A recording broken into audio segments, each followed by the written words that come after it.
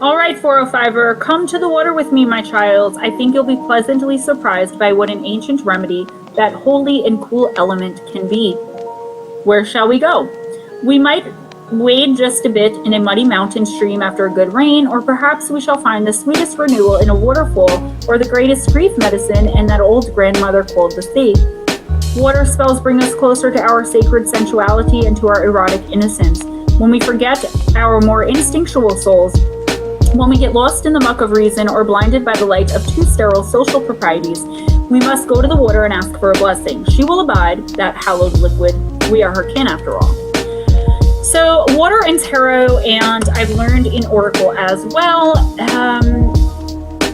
basically has you dealing with emotions. Okay, now this deck is specifically geared towards spells. I don't read the spells out because I'm not casting spells, and I'm not going to give spell work to people who don't know how to do that, who don't know the way to do that safely.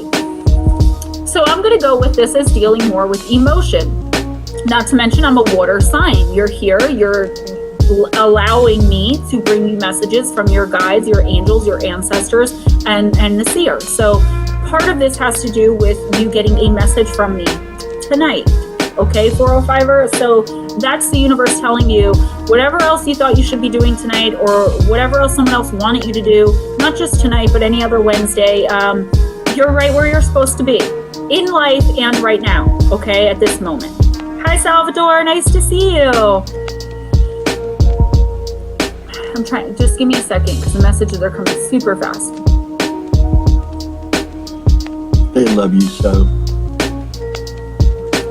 Okay, so a baptism, a washing away of the old, cleaning, a cleansing, a spiritual cleansing too. Okay, this card is definitely representative of that. Now, again, we talked about this earlier. This is not about religion.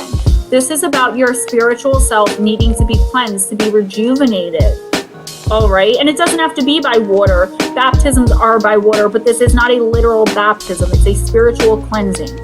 All right, there is something either you're doing or that someone's doing to you that is detrimental right now to your spiritual growth. If you don't know what I'm talking about, give it a week. Okay, I tell everyone that. Give it a week or two max. Right.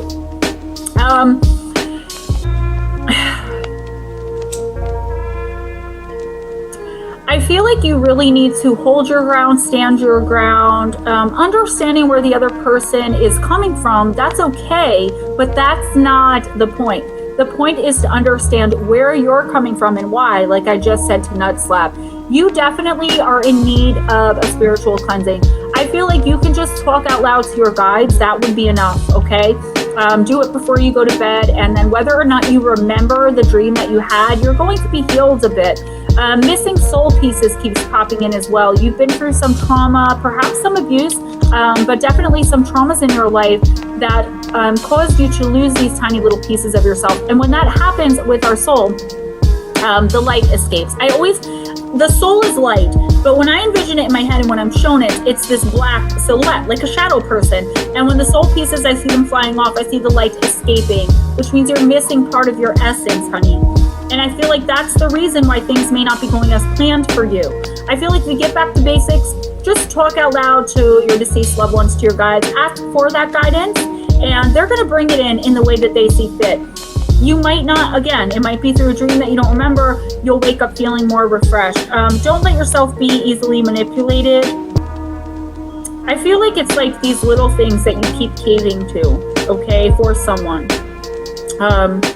Your grandma wants you to drive an hour to mow her lawn, but she doesn't want to help you with gas money or pay you for the job.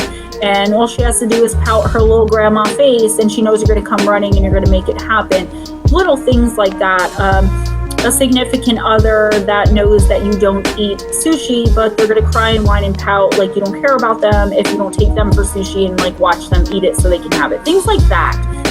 It's the little things, but all these little things keep adding up with this person or with this situation, where you may have to ask yourself, do they really care about you or what you can do for them? All right. And that is the question that's on my mind right now with you. So I don't know what or who that is, but it's toxic.